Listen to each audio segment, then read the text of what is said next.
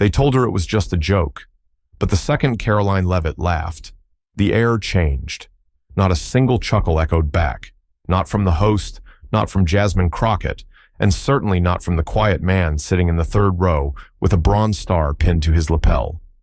In that one moment, a political debate became something else entirely, a reckoning. Because what Karoline didn't know was that her words weren't just clever, they were personal. And in the next 5 minutes, a father's silence would say more than any argument ever could. If you've ever wondered what happens when the powerful forget who's in the room, stay right here. Hit that like button, subscribe to this channel, and drop a comment below. Do you think a joke can cross a line, even if the speaker never meant to hurt anyone? They told her she was brilliant. Karoline Leavitt had stepped into 100 studios before. Cameras didn't scare her, nor did crowds, lights, or high-stakes interviews. At 27, she had been called the rising voice of a generation that was tired of being told what to believe. Sharp, bold, articulate, she knew how to command attention. And on that particular afternoon, the set of American Spotlight in Manhattan was built for her energy. Bright lights, velvet chairs, a live audience of 200, stage managers pacing silently behind the curtains, producers whispering into headsets. Every cue was rehearsed, every laugh pre-timed. Karoline wore red, not crimson, not burgundy, red, unapologetic, commanding. Her blazer was tailored to perfection, her posture poised, her heels steady. She walked out like a victor returning from battle, not because she had won anything that day, but because she always acted like she had. The host, a man with an easy smile and years of ratings behind him, welcomed her with enthusiasm. A brief handshake, a few lighthearted remarks, and they were live. Seated next to her was Congresswoman Jasmine Crockett, dignified, quiet, dressed in black. No jewelry, no makeup beyond the basics, no smile either. Older viewers watching from homes in Ohio, Florida, and Pennsylvania leaned forward. They knew what this was, a face-off between two generations of politics. One rooted in the brash energy of the Trump era, the other forged in the long silence of battles fought and never televised. The debate started smooth, polished. Karoline was witty, charming. She spoke of values, of truth, of the need to cut through the noise. The audience applauded more than once. The host smiled approvingly. Even Jasmine, silent as a statue, seemed to nod, not in agreement, but acknowledgement of a game well played. But then it happened. It was subtle. So subtle, in fact, that half the audience missed it, at first. The host asked a question about media favoritism, about how the political stage seemed to be driven more by optics than by integrity. Karoline leaned in slightly. She smiled, not the warm smile, but the kind that says, "Watch this." And she said, "I think we all know that sometimes people get ahead, not because they have the merit or the message, but because they look like the kind of story the media wants to tell." She laughed softly afterward. A few polite chuckles came from the audience, maybe nervous, maybe unsure. The kind of laughter that isn't about humor. It's about buying time, processing, trying to gauge whether everyone else is laughing. But Jasmine didn't laugh. The host didn't either. And neither did the man sitting in the third row. It's unclear when he arrived. No spotlight had caught him. No one had mentioned his name. But now, as the studio camera accidentally panned to the audience, he became impossible to ignore. Gray suit, crisp white shirt, broad shoulders that had once carried more than just suits. On his lapel, a small pin, an eagle over 3 stars. Military, bronze, earned, not bought. His hands were folded on his lap, knuckles thick with age. He didn't glare, he didn't sigh, he didn't move. But his eyes, fixed, unwavering, looked straight at Karoline. And the temperature in the room dropped 5 degrees. Viewers watching from home paused mid-sip. Something about him made the hair on the back of your neck stand up.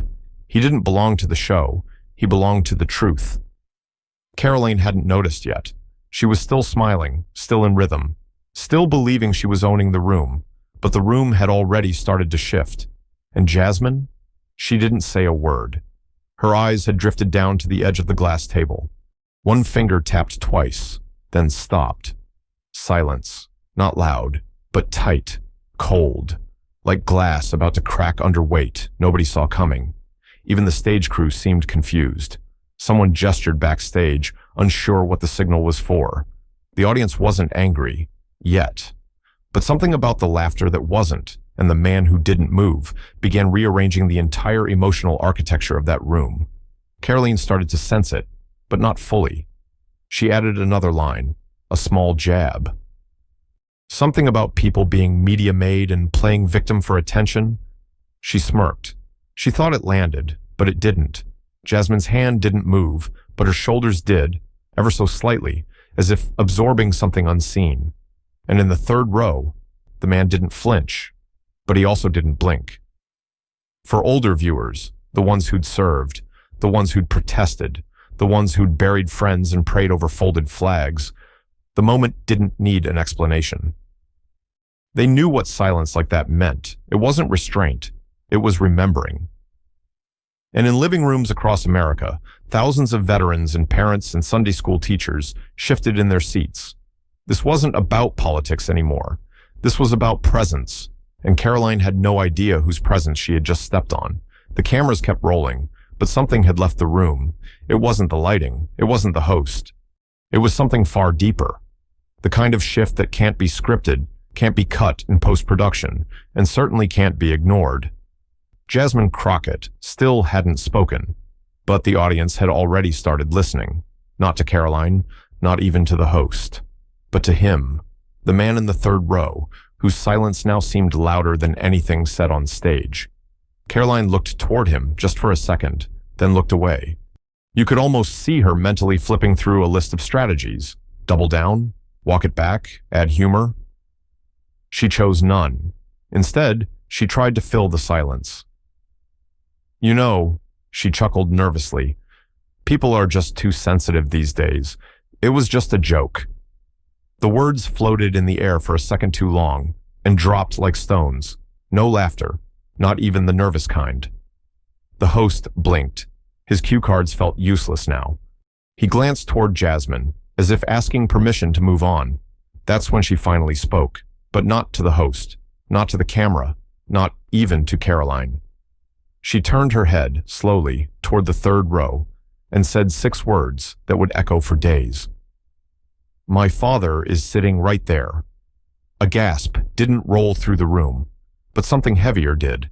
The audience's attention pivoted as if on a hinge. Every head turned to look at the man who had remained still throughout it all. There he was, hands still folded, back still upright, not a flicker of expression on his face. Not pride, not fury, just presence.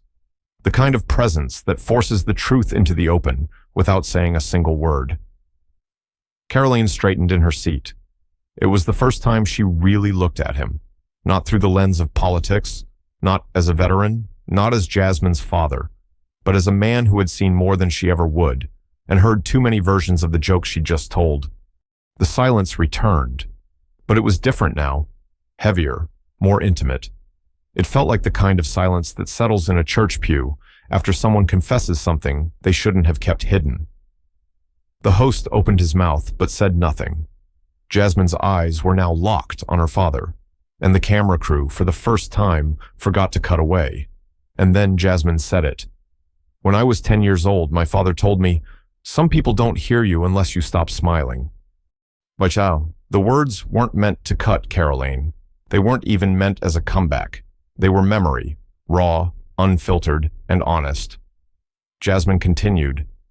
He never raised his voice, not once, but he always made people listen, because even if he didn't say anything, his eyes, his silence, it carried more weight than any podium. Karoline didn't interrupt. She didn't smile. She didn't sip her water. Because for the first time in her broadcast career, she realized she wasn't the main character anymore. The studio was no longer just a stage, it had become a courtroom, and silence was the verdict. Jasmine leaned forward slightly, not as a challenge, but as a daughter remembering something too sacred to remain private. He was a soldier, a father, a man who carried invisible wounds. He came back from serving this country and got asked if he was security when he tried to vote. Dafsh. Somewhere in the audience, a woman covered her mouth. No one clapped. No one dared. Jasmine's voice didn't tremble, but it didn't need to. It was steady in a way that told you the words had been sitting quietly in her chest for years. He told me never to argue with people who laugh at pain. He said, the world will watch them, but history will remember us. Karoline sat still, her hands now folded tightly together. Her breathing had slowed, not by choice, but by instinct. And still, he sat, the father, still, upright, calm, not victorious, not vengeful, just seen, and that, for once, was enough. The host cleared his throat, a small noise in an oversized room. Jasmine, would you like to respond directly? She turned toward Karoline, but instead of responding with rage or resentment, she responded with something far more dangerous. Truth. You said you were joking. I believe you. But my father has lived through too many jokes that weren't funny until someone explained the punchline to their children. And then she said something no one expected. You remind me of me, when I was young, fast, and sure the room would always listen. That cut deeper than any rebuttal, because it wasn't an attack. It was empathy, the kind that speaks from the scar, not the spotlight. Karoline's expression shifted. The defensive armor cracked. For a split second, she wasn't the media-trained figure millions had come to know. She was just someone, realizing she'd spoken before she'd listened, and then it happened. The man stood, no warning, no announcement, just one slow motion, a hand to the armrest, a quiet shift of weight, and then he rose. He didn't walk forward, he didn't speak, he didn't nod, he just stood, eyes forward, still looking at Karoline. And in that moment, the entire room seemed to lean in, not out of fear, not out of awe, but out of reverence. You could feel it, the way your skin tingles when truth finally arrives, the way time slows when a father stands, not to defend, not to accuse, but simply to be witness. The studio lights didn't dim, the audience didn't erupt, the crew didn't cut to commercial, because they knew this wasn't television anymore. This was testimony, and all Karoline could do was sit there, quiet, humbled, facing a man who had heard every version of that joke for the past 60 years, and who chose, even now, not to shame her, but to stand with dignity. A dignity that couldn't be edited, couldn't be spun. And as Jasmine looked toward her father, a faint glimmer of tears formed. Not from pain, but from memory. Because, for once, the whole country saw what she had seen her entire life. When my father stands, she said softly, even the liars go quiet. He stood. He didn't raise his voice. He didn't wave his hands. He didn't need to. His body did what words could not. Because when a man like that, gray-haired, eagle-pinned, decades deep in silent service, chooses to rise, the room learns a new kind of language. The kind without sound. The kind without rebuttal. The kind that says, I've endured too much to sit through one more quiet dismissal. Karoline Leavitt, still seated, felt the full gravity of what she'd unleashed. Not because she meant harm, but because she'd forgotten who might be listening. He didn't stare her down. He didn't plead for understanding. He simply looked, calm, direct, unwavering, and in that gaze, there was history. Not headlines, not hashtags, but war zones, burned letters, denied mortgages, mispronounced names, stories his daughter knew by heart, and the world was only now learning. A small child in the second row, maybe 10, whispered to her mother, "Is he mad?" The woman leaned down and replied softly, "No, sweetheart, he's just remembering." Silence wrapped around the studio like a thick, invisible cloth. No one dared move. Even the stage lights seemed gentler now, no longer glaring but reverent.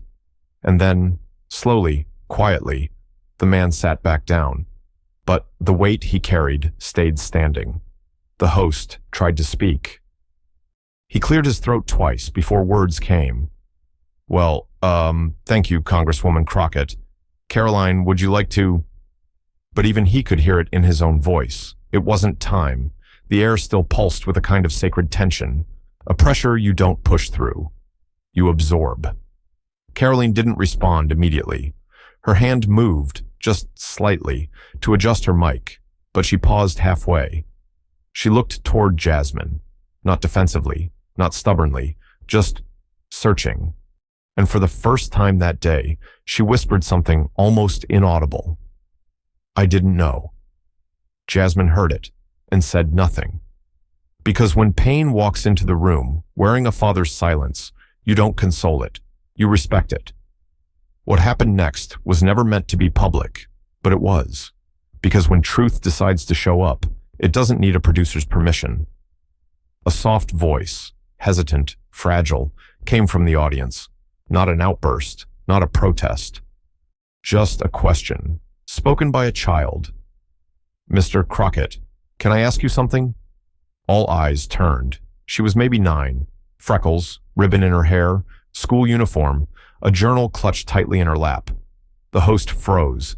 Security shifted. A producer mouthed, "Is this okay?" But the man in the third row turned gently toward her and nodded once. The little girl stood. Her father placed a hand on her back, not to stop her, but to steady her.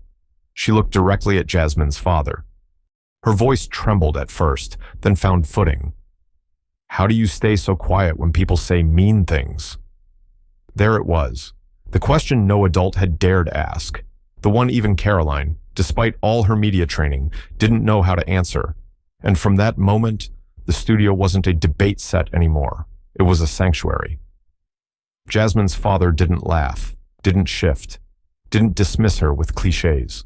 He simply breathed in once, then answered. "Because I spent a lifetime choosing not to be who they expected." The room didn't erupt, it held its breath. They expected rage, they expected a scene, but every time I stayed silent, I was telling them, "You don't get to define me." The girl blinked, a tear gathered, not from pain but from understanding, from the quiet realization that strength wasn't always loud. Karoline leaned forward. Her eyes were damp now, not sobbing, not for the cameras, but because something ancient and invisible had just wrapped itself around her chest. And it was called accountability. Jasmine spoke next, but not to Karoline and not to the host. She turned toward the little girl. "When I was your age, I asked my father why he never yelled back when someone called him something ugly." The girl listened, wide-eyed, unmoving. He said, "Because if I yell, all they'll see is noise. But if I stand still, one day, they'll have to see the man." Karoline exhaled, sharp, sudden. It wasn't a gasp. It was the sound of a wall coming down, a defense she didn't realize she'd built. She looked toward Jasmine, then toward her father, still seated, still silent. And she said quietly, "I thought I was being clever. I didn't mean harm. I've been joked about too. I just..." Her voice cracked, not from guilt, from realization. Jasmine nodded slowly. "We all joke about pain, until we realize someone else is still bleeding from it." See, from somewhere near the back, an older man, gray beard, overcoat, Vietnam veteran pin, raised his hand. He didn't ask for permission. He just stood. "I buried friends who looked like that man," he said, pointing gently at Jasmine's father. "We fought in the same fields, but when we came home, only some of us got the parade." His voice didn't shake. It was steel wrapped in truth.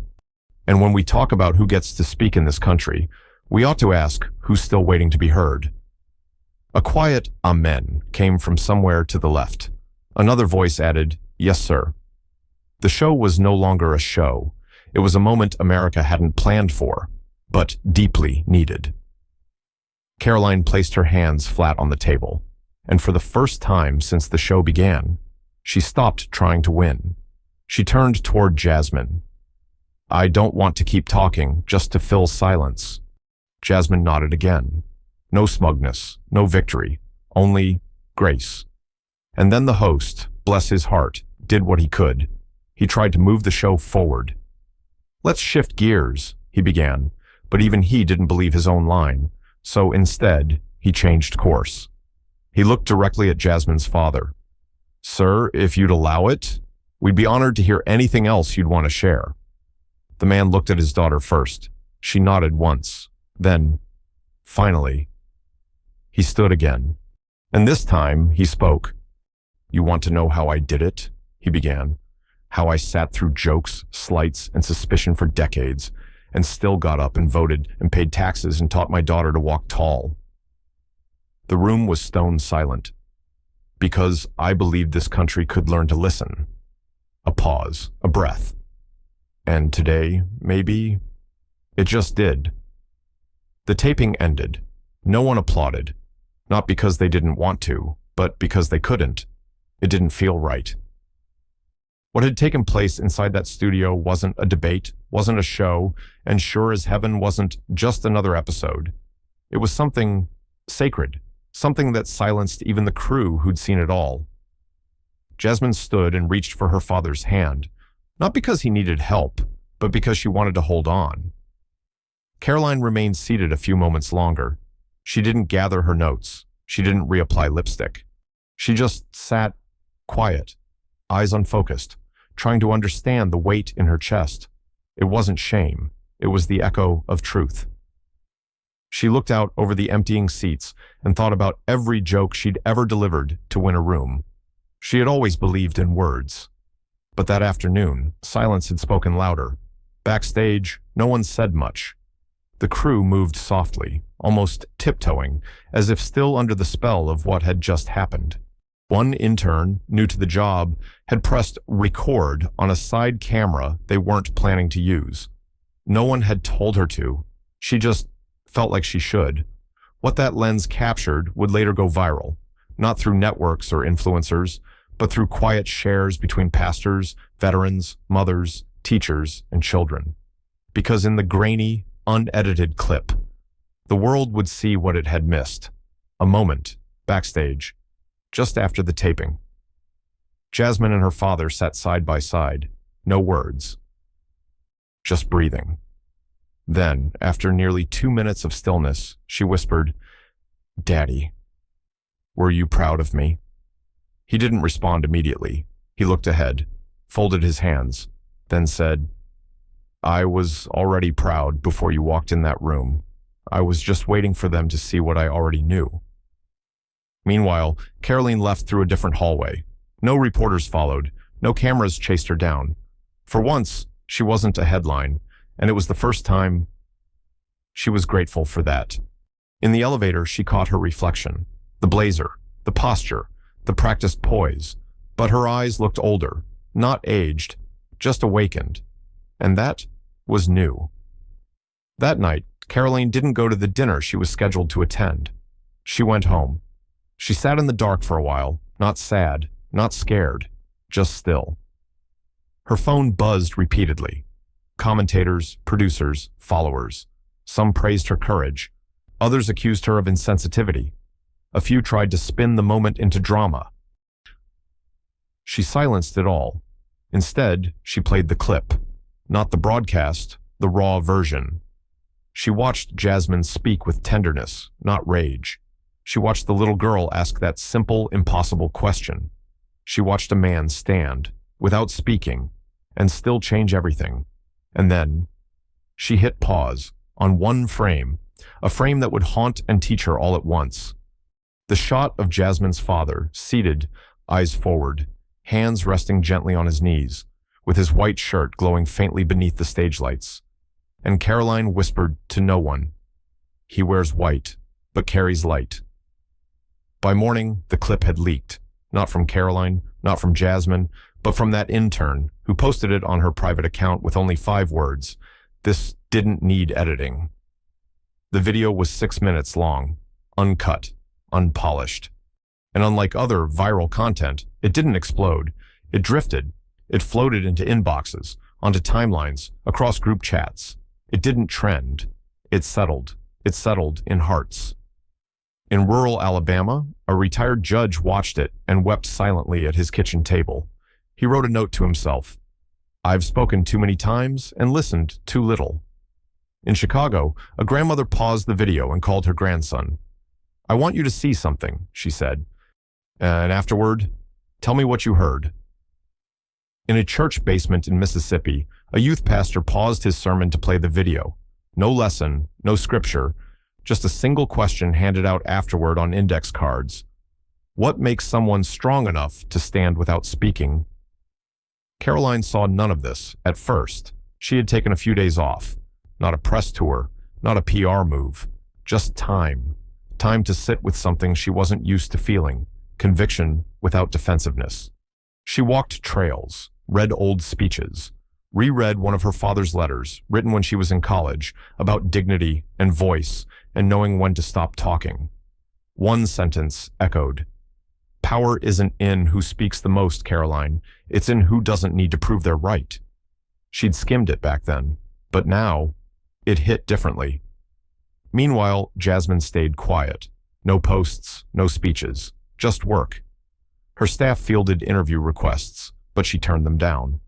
She wasn't interested in retelling the moment, because the moment had already told itself. She knew her father didn't need applause.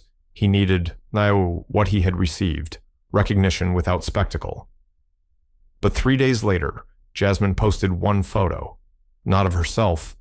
It was a candid shot captured quietly backstage. Her father, seated alone in the hallway, backlit by a soft lamp, hands resting, face peaceful.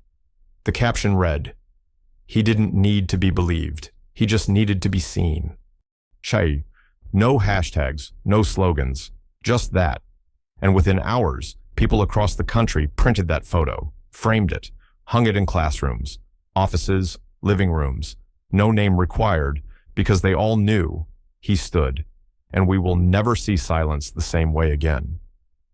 3 weeks later, no one was talking about Karoline's joke, not because it had been forgotten, but because something greater had taken its place. The man who stood had become more than a moment. He had become a mirror. In small towns and big cities, quiet corners of the country that usually scrolled past headlines stopped. Not for drama, not for outrage, but for a still frame.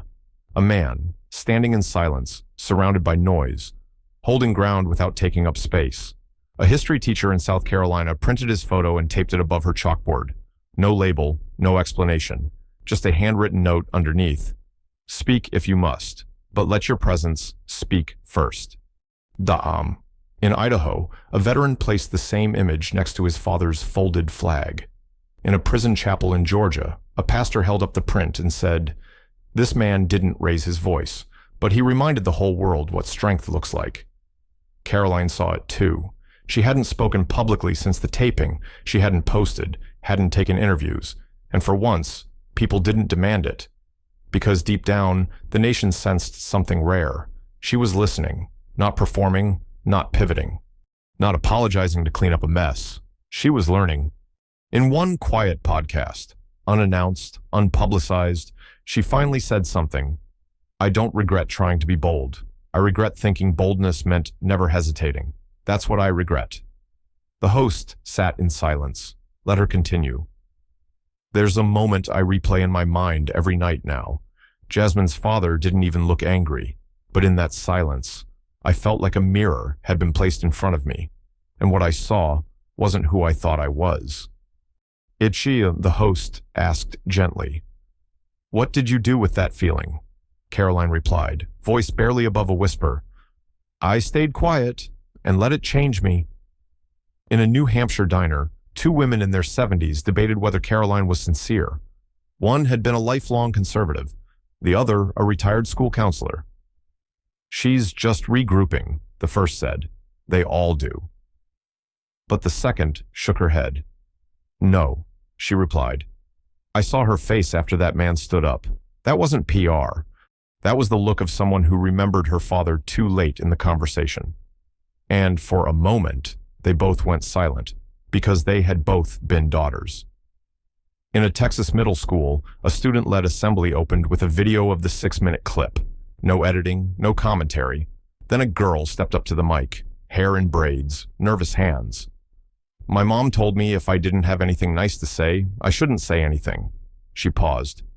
"But no one ever told me that maybe I should stop talking, just to make room for someone else to say what matters." A murmur of agreement, she continued. "Maybe the bravest thing we can do is just stop and see who's sitting in the third row." And Jasmine, she kept working, quietly, steadily. Her father never gave another interview. He turned down every request. But one day, when asked why, he said, "The moment didn't belong to me. It belonged to the silence. And once silence is spoken, it doesn't repeat itself." Still, word got out that he'd begun mentoring again, not officially, just conversations with young men in barbershops, at VA meetings, after Sunday service.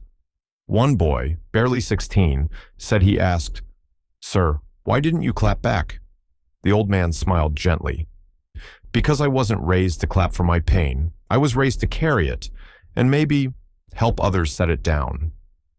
The image of him, standing, silent, continued to spread. A church in Milwaukee hung it behind their altar. A hospital placed it in their grief counseling room. A librarian in Nashville framed it under the quote, "Karoline, months later, spoke on a panel about women in politics." She didn't bring up the incident, but toward the end, someone asked, "How do you bounce back from controversy?" Carolina paused, thought, then answered, "Maybe you don't bounce. Maybe you sit, and stay there long enough to know what you should have said, and then let that shape who you become next." The audience, usually eager to applaud sound bites, didn't clap immediately.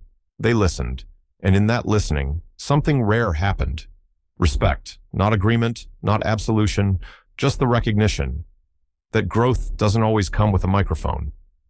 Sometimes the most patriotic thing you can do is remind the room it still has a conscience.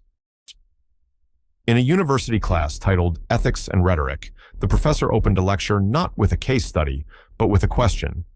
What if our best speeches are the ones we choose not to deliver? Then he played the 6-minute clip. No context, no transcript, only the moment a man stood and let the world confront what it had ignored for too long. And you, if you're still watching this video, still reading these words, ask yourself, have you ever laughed without listening? Have you ever spoken without seeing? Have you ever sat silent when someone stood? Then maybe this story isn't just about Karoline, or Jasmine, or a father in a white shirt. Maybe it's about all of us, and what we're willing to carry, or put down. Or finally, see. If this story stirred something in you, hit like, subscribe to this channel, and drop a comment below. Who was the person in the third row in your life? The one who didn't speak but changed everything? Because sometimes we don't need more noise. We just need someone to stand.